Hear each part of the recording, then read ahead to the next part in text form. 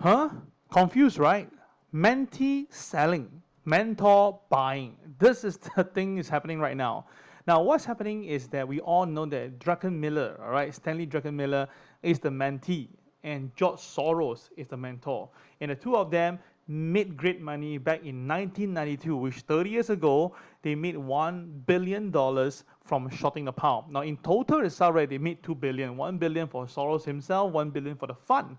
And the bet on the market was a pound, which is very interesting now because the pound is being hit again 30 years later. So what is happening right now? And the thing is this, Druckenmiller just went on CNBC predicting a hard landing by the end of 2023. Not a soft, but a hard. Oh, this is pretty scary. So let me bring to you more in detail, but before that itself, disclaimer apply as usual, and thank you Ames for the kind sponsorship. Now, we all know that this is Stanley Druckenmiller, right? Don't get confused, this is the CNBC host, okay? Druckenmiller says that he sees hard landing in 2023 and a possible deeper recession. So you can see across the board itself, right? Everywhere is reporting about this, and this is the big word, the R word, right? I've been saying this since January this year. There's a recession, and I did say there's going to be a global recession. Not just highlighting US, but global. And at the time itself, many people are saying that this is crazy guy talking about crazy stuff. But now we are seeing it right face on, okay? And he's saying that we are in deep trouble, okay? And you'll be stunned if there's no recession. So who is Stanley Druckenmiller? Now, he's an American investor, and he's a hedge fund manager and a philanthropist. Now, basically, he's a billionaire with $6.4 billion. And this figure is something I don't really believe because this figure has been there for quite some time. And he's been making money. And the scary part is this guy itself is one of the few guys that has no down year in his fund management. I mean, no down year at all. Every year makes money. All right, so let me just bring you back into what happened back then, yeah? Now, what happened back in August as a report whereby Stanley Druckenmiller, the family office, took a very different approach against his former mentor, George Soros. Because what happened was that by August itself, we all know that the US market had entered a so-called a bear market. But the thing is this, right, Druckenmiller sold off his entire $199 million in Amazon and also scaled down on his Microsoft portfolio in the size, and of course also dumped about $274 million worth of Alphabet. So he dumped all the techs. But very interesting is that George Soros added on Amazon and Alphabet at the same time. Okay, so how, of course, we know that now Amazon, Alphabet are all at the lower end. So that means that George Soros got it wrong and his mentee got it right. So that is what's happening right now. So Druckenmiller basically has his interview with CNBC, says that, right, he believes that the Federal Reserve now is not going to do good with the current situation now, okay? He believes that, right, there will be a recession coming in 2023, and it will be a big one, okay? Now, this legendary investor has never had a down year in the markets, and this is really a good track record, right? So if that's going to see this, and based on what you just saw, that he got it spot on again for the technology companies and stuff, that means that whatever he say, we really need to take note of this. And all the factors that cause a bull market, according to him, are not only stopping, they are reversing every one of them. And in short, we are in deep trouble, okay? So the thing is that we all know that this Federal Reserve is now in the midst of the most aggressive pace of tightening since 1980s, right? We all know that, yeah? They has raised interest rate 3 times in a row at 75 basis points. It's something that I kept on saying that it will happen, and it really did. All right, so in terms of that itself, he says that the Federal Reserve made a policy error when come up with this ridiculous theory of transitory. We all know that the Federal Reserve keep on using the word transitory for longest of time, and it's a lot of BS in my opinion. And we all know that now it has caused the supply chain issue, and obviously it's not the demand for things has got a bit of haywire. So all we need to do is this, all right? If you're wrong, just admit, correct now. But what they did is that the Federal Reserve went to buy more into the bonds, right? So it's very artificial. We all know that. So moving along now, we have if the CPI data 8.3% is a very high number. It is a 40 years high, and it's way above the consensus expectation. So we all know that, right, this Druckenmiller basically was combined with George Soros, his mentor back then, shot to fame with a $10 billion bet on a pound in 1992, all right? So the thing is, now he's saying that we don't need to talk about black swan, but now having to own risk assets, right, is not the best thing to do. Okay, so this is from Stanley Druckenmiller. Now, just to let you know itself, right, let's bring you a flashback. 30 years ago, this is how George Soros was, okay? So very laid back, but he knows what he's doing, and he's pretty comfortable, and he made great deal of money. Now, this is where Soros shorted the market at 175, 76 range itself on a pound. All right, FYI, do you know that actually Soros have been shorting the pound for the many years, for as much as 4 years. But the thing is this, for 4 years in a row, he lost money, and he lost 50% of his funds back then itself. So the thing is that because he really believed that the pound would go down, right? So eventually on the 4th year, he got it spot on, finally, and he made $10 billion, okay? $10 billion, all right? Now, the thing is this is to tell you that, you know, this is what happened in 1992. It was called a Black Wednesday, and he made $1 billion. Now the question is this: 30 years today, very incredibly, 30 years later, now we had the pound tanking further, and it could go down to parity, as I mentioned yesterday. So is it a sign here itself that maybe now the mentor didn't get it right, but the mentee got it right, and the mentor was right back then 30 years ago? So all these things are flashback and very interesting thing that you consider. But the most important thing is that Jim Cramer, right, from CNBC, is actually saying that it's a time to buy. And he actually quoted this guy, the tactician, Ralph Vince. Now, the last time when Jim Cramer calls for buy, he quoted this Larry William, right? So he was right for a while because we saw the market bumping up from June, July, August, okay?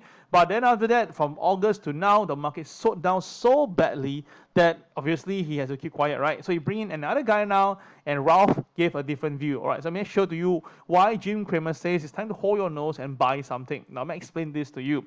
Now, first of all, he said this: the CBOE equity put call ratio versus the Dow Jones Industrial Index, okay? So what you can see is that the one in red is the put call ratio, the 21-day moving average, all right? So where we are now is at a very low end whereby people are not very comfortable to do the call. I think it's actually inverse. I think got it wrong in a way. Anyway, the point is this, to say that right now that it has come to the point of the last time we saw this, okay, the market actually bottomed out, right? And if you look back again here, it's something similar. When the market hit this junction here, about 1.2, 1.3 level, that's where the market bottomed. But let me explain this. This was basically when the Federal Reserve was pumping money every single other day. All right. So sometime in life, you just have to understand the situation is not the same, but nonetheless, it's a chart, right? So the other one is the VVIX versus the VIX, all right? And you can see the same thing. If this index now is at the lower end, usually we should see a technical rebound. So we're trying to say that now you can see the last time we have this, the market rebounded, and this is again rebounded, right? So he felt that, right, at least what Ralph says, that this is a great time to buy, and of course Jim Cramer is rooting for it, okay? And the last one is the net free credit balance. Okay, we can see again when the net free credit balance is actually inverted, yeah? It's at the lower end, or aka the higher end, because it's inverted, right? So if actually it's inverted, then if it's not inverted, right, it means that the credit now is at a high level. Okay, so we're trying to say that, right, when this thing happens as well, it's because people are borrowing money and do something, and that usually may actually give a call that the market may be bottoming out soon. So you notice that whatever he says, I can understand where it's coming from. It's just telling you like it's oversold, but I just feel that something is just missing somewhere. I just feel that there should be one more wave of selling. Don't you agree? So this is something that the market has been going viral right now regarding about how the market is moving, and very incredible. The turning point recently in July month was fantastic. So what they did was that they take the 2008 and 9 chart and then put it plot to today's chart, and very incredible. The recent recovery stage was also predicted, and the selling now is happening. And if you look at it right now, if we're going to have really a hard landing, which is something that I have been advocating to, that means that there is a chance that the S&P 500 will come down to 3,200. Wait a minute, this number itself is kind of familiar, right? So I realized that this guy, Mike Wilson from Morgan Stanley, has said this before. He says that right now there should be more selling to come, and this will actually bring the market down. But he reminded everyone to nibble at 3,006. So 3,006 is somewhere around here where we are near to it right now. Okay, so it means that the chart is really following through, right? This is a chart, this one was like a week ago, and now we are 36, right? So it shows that it really works, yeah? And he said nibble some at 3600, buy at 3300, means go for bigger, and gauge, okay, at 3000. Now I totally agree. To me itself, if the S&P 500 can go down to 3200, in my opinion, wow, that will be a great time to buy some stocks. Okay, 3004 will be my first target. 3002 is my second target. So I'll write it down for you just to make sure that we're on the same page. Yeah. So I believe that we're going to see 3,600 first. That's a minimum. Okay. But I think for myself, 3,400 will be a good time to buy more and cover shorts. And 3002 will be a very good time to buy some stocks and keep, because that will be a good time to buy. Why? The high itself is at 4,800, yeah, okay, so which means that if the market comes down all the way to 3,002, that's 1,600 points, and that's easily 30 about 30+% down from the high. I think it's pretty decent, yeah, it's pretty decent. So I think that we should look really in consideration of this, right, to buy into it itself, yeah, okay. So that is how I give you a very fair assessment of the market situation, and also a fair balance between all the different people. Okay, all right. So with that as well, right, let's look at the charts right now and see what can we have for today. Okay. So first of all, now what we are seeing right here is that the China market has trying its best to stay afloat above the 13,000 level.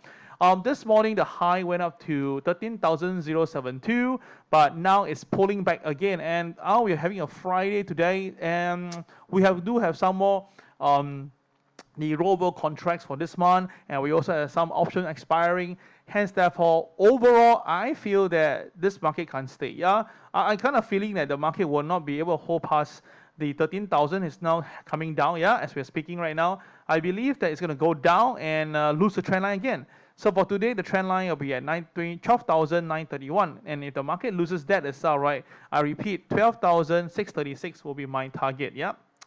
Okay, all right, now look at my KFC for a short moment. Now yesterday we saw the NASDAQ coming down below my KFC level, and that's 11,369. So which means that, in my opinion, that means there should be further downside to go for the NASDAQ to 10,832. And we all know that Apple continue to fall because they are getting very worried. And if the kingpin stock is coming down, what do you think about the rest? I cannot imagine. All right, that's pretty bad. Okay. Now for the Dow Jones and share review result, right, the KFC turning point, or flip point, sorry, will be on the November the 1st, yeah, November the 1st, so we have 1 more month to go, okay. The KFC point is all the way here, and it shows that why the market couldn't stay up and reverse downwards. That shows that the market is a good sell over here, and of course many of my students shorted here. Congratulations to all of them. Now for Hong Kong itself, is pretty clear, and why are we shorting the market relentlessly? Because the KFC point here is at 20,155, and it has stayed below the number since the beginning, right? So that's why there should be more selling to come. The last time when this happened itself was here, where the market, the turning point was at this 24,057, and where the market couldn't stay above it, boom, the market sold off, all right? And of course, it happened again back then and so forth. But of course, when the market breaks above it, see that the power of the KFC. All right, so that was the Hang Seng. And last one is the gold. Now, we have been telling people this, don't buy gold, and truth be told, all right, gold is still down below my KFC level. But I did say that 1644, if you want to buy some gold, you can consider just buy some. And we saw a bit of recovery yesterday, the day before, sorry. All right, so for me itself, as long gold can stay above 1644, it's fine. But if you ask me, right, 1577 will be a greater time to buy gold, right? 1577, okay. All right, so that is the KFC point for you, just gentle reminder. Let's look at today's Dow Jones. Now for today's Dow Jones, FYI, take note of all my TWB students. Today, Dow Jones got no pivot. Yeah, I repeat, today got no pivot. Hence, the OP of the day, which is 29,227, will be the main pivot. So which means that if the Dow Jones can stay above OP, generally the market will be going up. Now the MLP for today is 29,481. Hence, if the market stay upwards, the first target should be 29,481.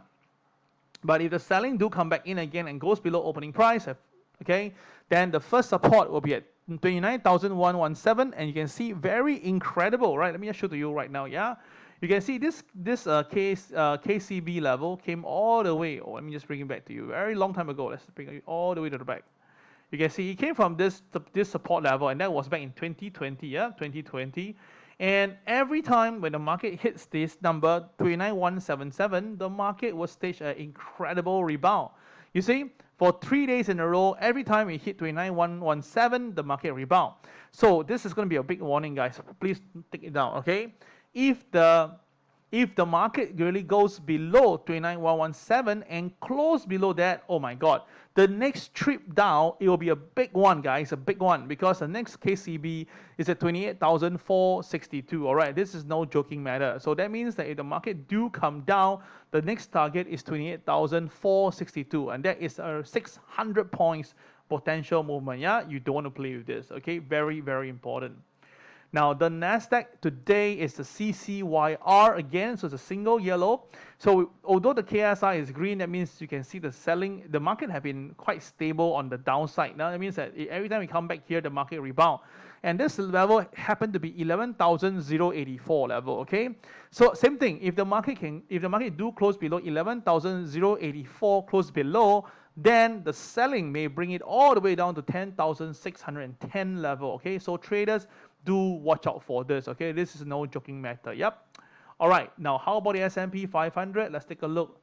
Now, the S&P 500 still stay on a downside yesterday, and again, we have a very strong support at 3620. 3620 for 3 days in a row. The market reaches there, rebounded. Okay. Now, do note the BMB extension. Yeah. The support level is 3600, very flat number. Now, if the S&P loses 3600, the next target is 3463, and that's where I suspect that's the reason why I feel that the Dow Jones can go all the way down by 600 points next week itself if the market really continue the selling, okay? With the KSI and the KRW both are red, the chance of this happening is really, really high. And now at the moment now, Hang Seng is really coming down. Oh my goodness, it's coming down. It failed to touch MLP, failed, and now it's coming down. Now today, it's actually, initially it was an Omega day when opening price was 17,117, and it went up to 320. But now the market has lost the opening price, and usually in a bear market, if we lose opening price, the market will sell down quite a fair bit. So my first target will be 16,954, okay? 16,954, which means that I suspect the Hang Seng will come down to this point here before we can see any reprieve. Now, if the market stays below 954, oh my God, the next number can be as low as 16,749.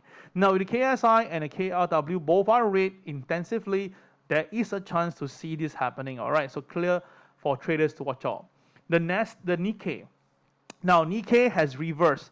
Now, Nikkei this morning has came off. Okay, you can just take a look here.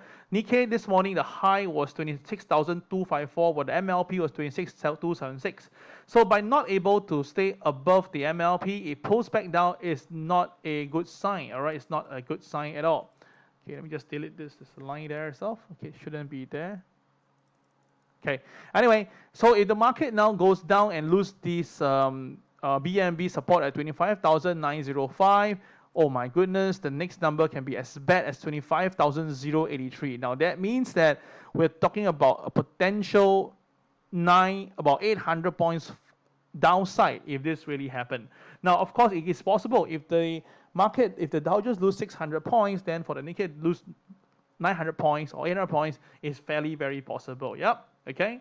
Now, yesterday's DAX, let's take a look. This yesterday, the market is not open yet. Okay, the DAX itself yesterday was very powerful. We can see that beautiful, right? The DAX high was 12,196, and the pivot one was 12,196. Oh my goodness! That means that the market really hit the pivot and pulls back down. Oh my God! Let's look at the 5-minute chart to see the real action. Yeah.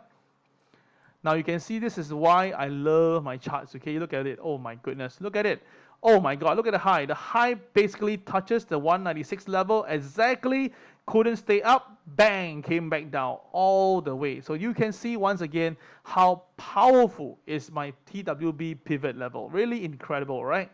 So today, we let the market decide later, but now the thing is this, based on what I'm seeing right now, it's a bit of contrary views. We can see that the KSI, the boys are dumping, but the weightage is still there. So it's kind of like confusing right now. So if you ask me, right, I'll still prefer to sell, and I'm still looking at 11,551, but do take periodic profit, because that's usually what happens when the KRW are blue at the moment. Yep, quite interesting here. Okay, so we have the DAX done. Let's look at the crude oil. Now, crude oil staged a strong recovery 2 days ago. I told you that. Okay, from the low was 76 itself. It went back all the way up. But the problem is this now. The support level is at 82.40 and the market tapped on it yesterday. So what happened? Now, usually when the market when it goes down to the B extension, that's where it recover. It all happened, and if you look at it, the base, the angle, the level that go down is perfect, and you recover. The recovery was perfect. So everything is going at like technical, right? So what happened? If the market couldn't go above the MLP at 81.32, then it will likely go back down to 78.57. Now I repeat myself the 10,000th time. I'm very bullish on crude oil soon. Okay, not now, but very soon.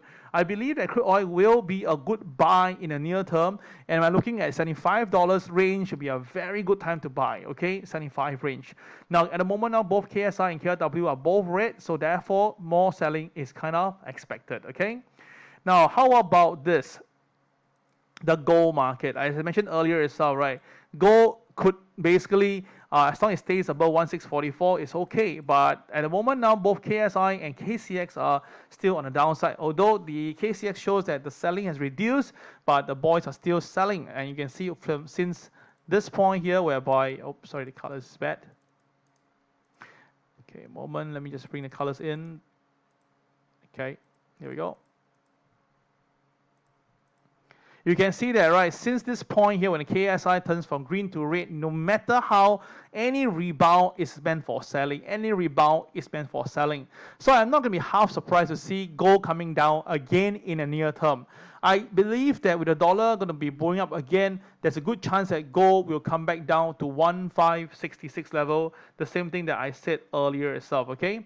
Now, this is the, look at this, this is the NASDAQ with the 200-day moving average, and it has basically, if you look carefully now, it has went and closed below it. This is a very bad sign. So this is going to tell us that, you know, things may get bad, right? Yesterday I covered this 200-day moving average. S&P 500 is very, very nearby. Okay, at 3590 will be next level.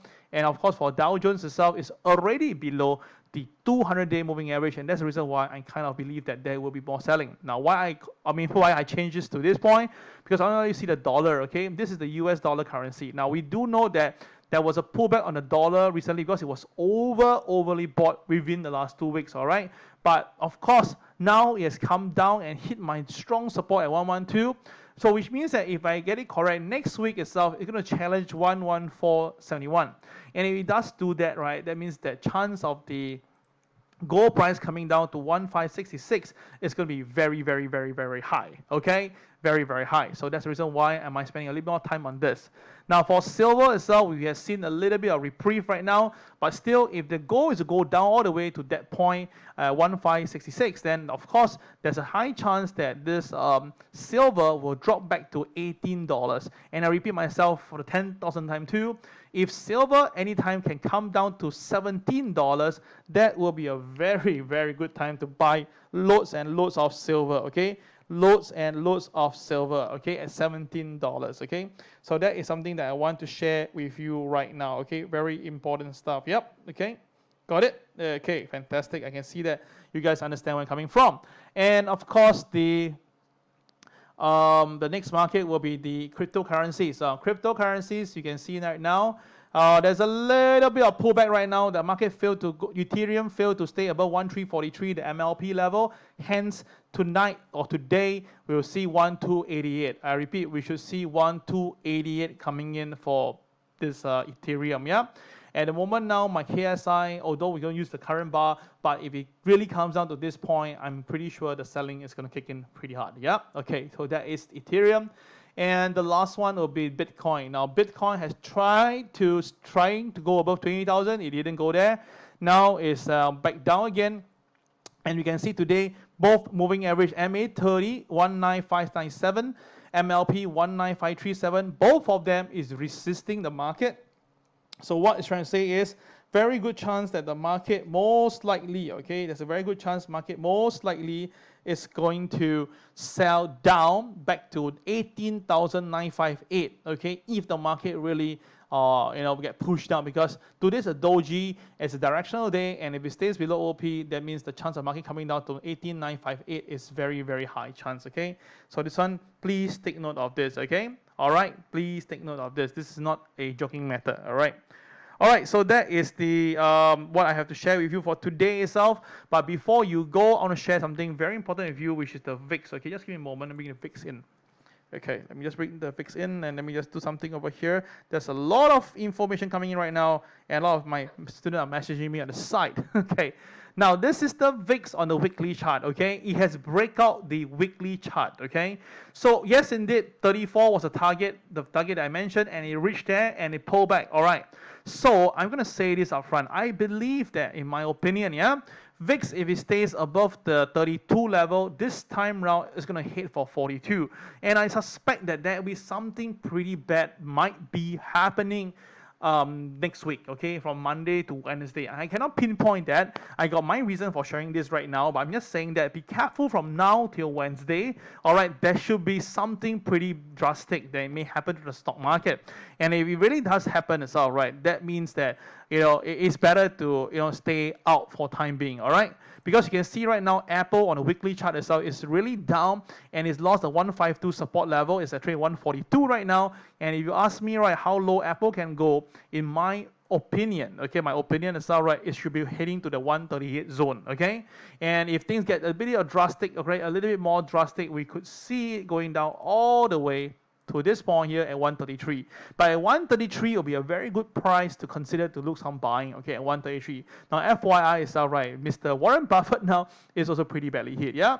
Now, Tesla likely will be going down a little bit because, I mean, you cannot be going against a crowd, right? And it doesn't make sense at the moment.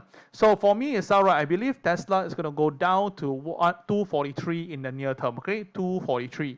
And last but not least, it's all right, OXY. Now, of course, if the crude oil is going to go up soon, OXY be a buy. So please consideration of buy limit level at 55 level. I've been placing that for quite a while.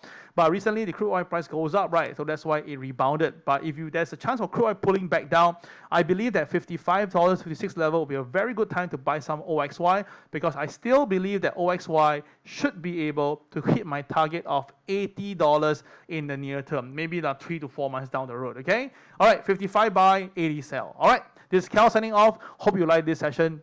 Okay, happy weekend. Bye-bye.